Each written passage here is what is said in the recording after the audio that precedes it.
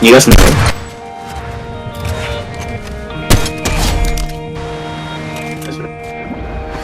それ1食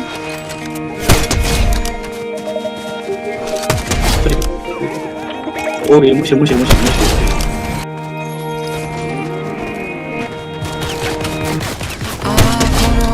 そうなんだけど、世界の端っこまで消えることなく届いたりしたらいいのにな。多分2億ある。そしたらどんな言葉を放と消えることない約束。二人でせーのでいよう。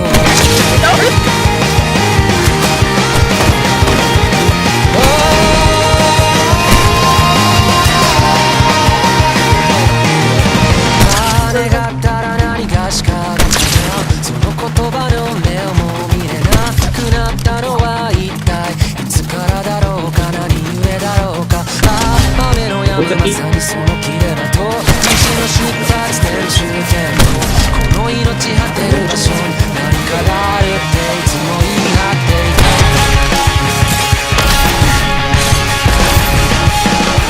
いつか行こうぜ生命も認めたくの感情にハイタッチして時間にキスを5次元にからかわれてそれでも君を見るよ。初めましてのアイスを決めよう。君の名を今追いかけるよ。好き大好き結婚しようマイハニー。